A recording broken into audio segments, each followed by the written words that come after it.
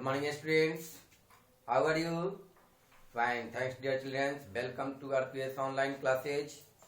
प्यारे बच्चों, हम लोग स्टैंडर्ड 7th का हिंदी रीडर पढ़ेंगे। चैप्टर 15 रविंद्रनाथ ठाकुर द्वारा रचित शर की उपाधि। आप सभी अपने समक्ष पाठ्य पुस्तक निकाल लें प्यारे बच्चों।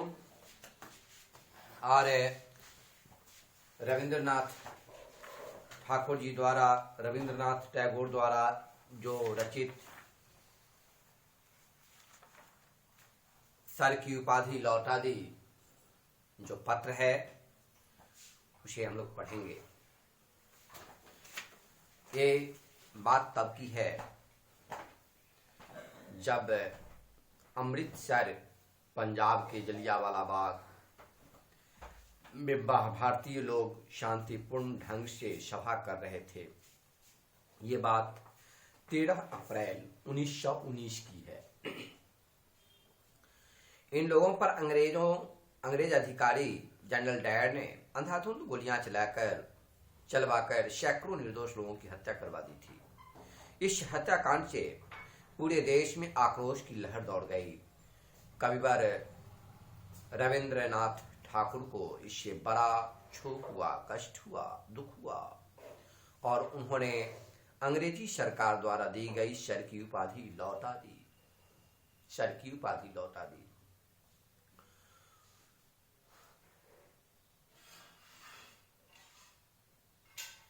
रविंद्रनाथ ठाकुर एकमात्र ऐसे कवि हैं जिनकी दो रचनाएं दो देशों की राष्ट्रगान बनी।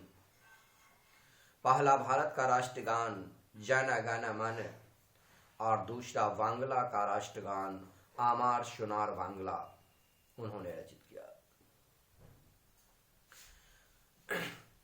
जलियांवाला बाग हत्याकांड हमारे स्वतंत्रता आंदोलन के इतिहास की एक दुखद घटना है।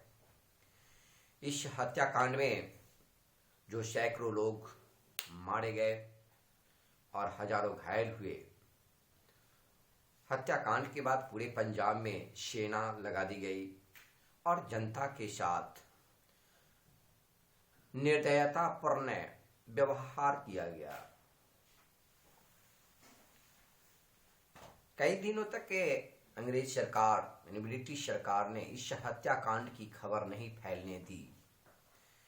धीरे धीरे जब यह खबर पंजाब के बाहर फैली तो देश भर में अंग्रेजी सरकार के विरुद्ध आक्रोश की लहर दौड़ गई। इस हत्याकांड की खबर सुनकर रविंद्रनाथ ठाकुर को बड़ा आघात हुआ, बहुत चोट लगा, धक्का लगा। 23 मई 1919 को रविंद्रनाथ ठाकुर ने इस हृदय विदारक घटना के विरोध में सर की उपाधि लौटाते हुए जो पत्र लिखा हुआ निम्न प्रकार से है। उन्होंने द्वारिकानाथ 6 लेन कोलकाता से लिखा, जो 30 मई 1919 की बात है। उन्होंने लिखा, महामहिम पंजाब सरकार ने स्थानीय आंदोलन को कुचलने के लिए जो निर्मम कदम उठाए हैं उनकी भयंकरता ने ब्रिटिश प्रजा के रूप में हमारी असहाय स्थिति को प्रकट कर दिया है। हमें पूर्ण विश्वास है कि अभागे लोगों को जो अमानवीय दंड दिया गया है और उसके लिए जो तरीके अपनाए गए हैं उनकी उदाहरण यानी मिसाल किसी भी सरकार के इतिहास में न तो अतीत में मिलती है यानी पुराने समय में मिलती है और न वर्तमान में ही। इस बात का विचार करते हुए जिस शक्ति के पास मानव जीवन के विनाश के लिए सबसे सबल साधन है वह निहत्थी और साधनहीन जनता के साथ ऐसा व्यवहार करे। हम जोर देकर कहना चाहते हैं कि न तो इससे कोई राजनीतिक उद्देश्य है और न ही यह नैतिक रूप से उचित है। धार्मिक विचारों की दुहाई देकर यहाँ मैं अपनी सफाई नहीं देना चाहता, पर हमारे पंजाबी भाइयों ने जो अपमान और पीड़ा सही है उसकी कहानी दबी हुई आवाज के साथ व्यक्त होकर पूरे भारत में फैल गई है। इससे हम लोगों के हृदय में जो खेद है, धिक्कार है, कष्ट है, जो सर्वव्यापी है भावना पैदा हुई, उसकी अवहेलना, उसकी जो अवहेलना है यानी अनादर है, अंग्रेजी शासकों ने शायद स्वयं को इस बात पर बधाई देते हुए कर दी कि उन्होंने हमें उचित पाठ पढ़ा दिया।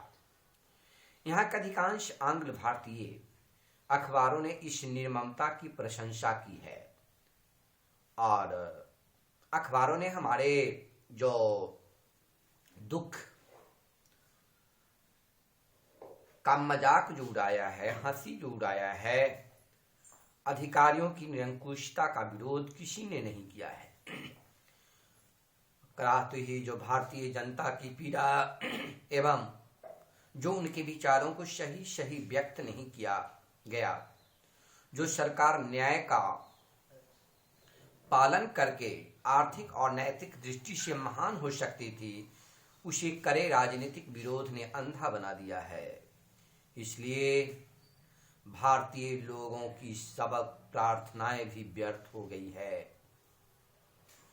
मैं अपने देशवासियों की इस मुख कष्ट को, व्यथा के लिए कम से कम इतना तो कर ही सकता हूं कि अपना विरोध व्यक्त करूं और उसका परिणाम अपने ऊपर ले लूं।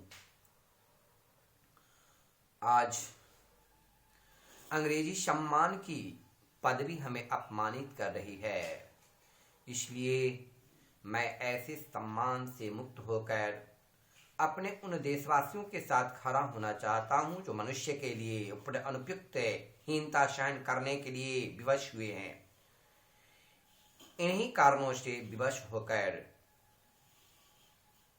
दुख के साथ मुझे महाराजा धीराज से प्राप्त सर नाइट की पदवी से मुक्त होने के लिए अनुरोध करना पड़ रहा है, जिसे मैंने आपके उन पूर्वाधिकारी के हाथों से ग्रहण किया था, जिनकी महानता के प्रति मेरे मन में अब भी श्रद्धा है। आपका रविंद्र ठाकुर। प्यारे बच्चों, सर की उपाधि लौटा दी रविंद्रनाथ ठाकुर द्वारा जो रचित है, इसे आप सभी पढ़ेंगे। पढ़कर जो दिए गए शब्दार्थ है उन्हें आप लिखेंगे। शब्दार्थ लिखें।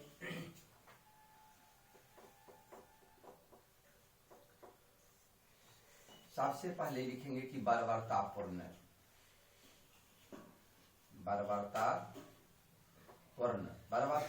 यानी निर्दयतापूर्ण।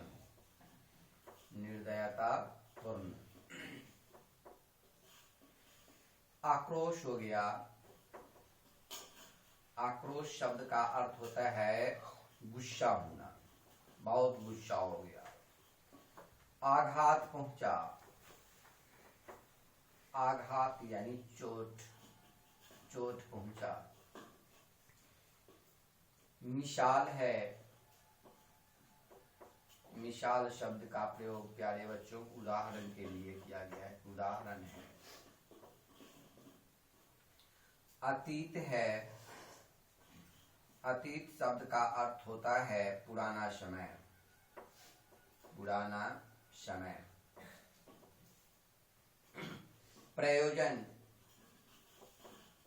प्रयोजन शब्द का अर्थ होता है उद्देश्य, किस उद्देश्य से ऐसा कार्य किया। दुहाई है, दुहाई शब्द का अर्थ होता है दीनतापूर्वक,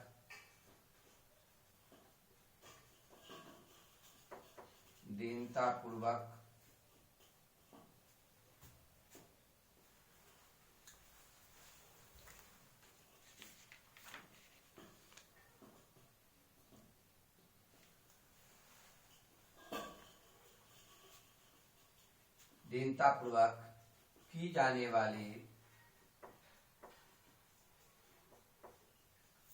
की जाने वाली याचना।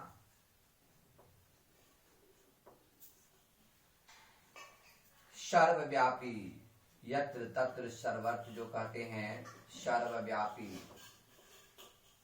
सर्वव्यापी शब्द का अर्थ होता है हर तरफ फैला हुआ,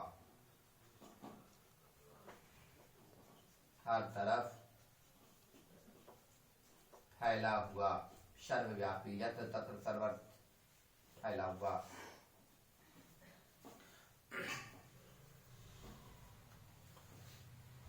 लिखते चलेंगे प्यारे बच्चों।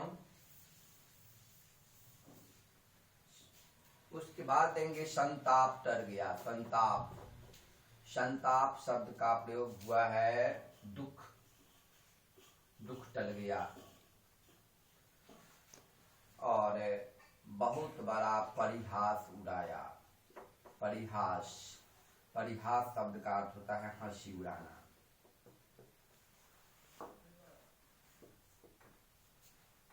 हंसी,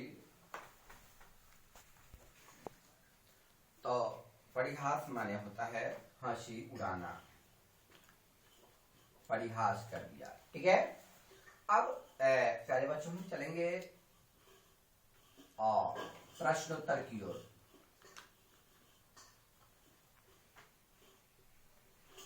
प्रश्नोत्तर लिखकर याद करें। ठीक है।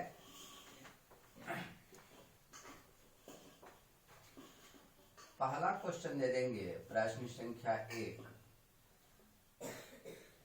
और कि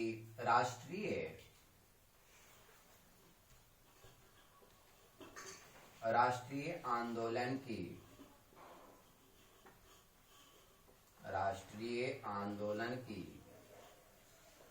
सबसे दुखद, सबसे दुखद घटना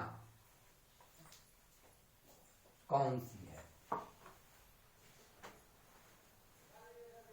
ठीक है। तो पहला क्वेश्चन से प्रश्न संख्या 2 दे देंगे। पंजाब में मार्शल लॉ, मार्शल लॉ कब लगाया गया था? कब लगाया गया था? प्रश्न संख्या 3 दे देंगे। ब्रिटिश सरकार ने, ब्रिटिश सरकार ने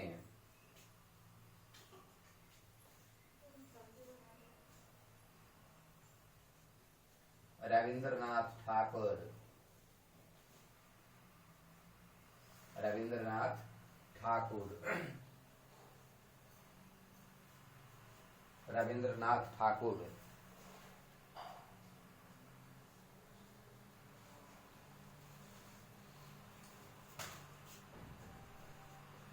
को कौन सी, रविंद्रनाथ ठाकुर की कौन सी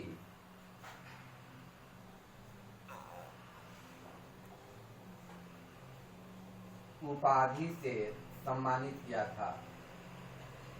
कौन सी उपाधि से सम्मानित किया था? ठीक है। एक क्वेश्चन हुए। क्वेश्चन नंबर 4 प्यारे बच्चों लिखेंगे। जलियांवाला बाग, जलियांवाला बाग, जलियांवाला बाग हत्याकांड की खबर,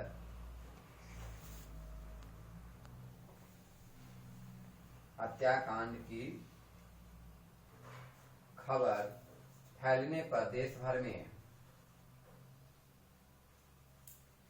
फैलने पर देश भर में क्या प्रतिक्रिया हुई?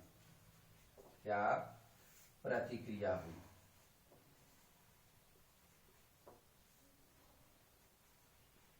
ठीक है। लास्ट क्वेश्चन नंबर 5 लिखिए। रविंद्रनाथ ठाकुर, रविंद्रनाथ ठाकुर द्वारा यह पत्र कब लिखा गया? कब लिखा गया? कब लिखा गया?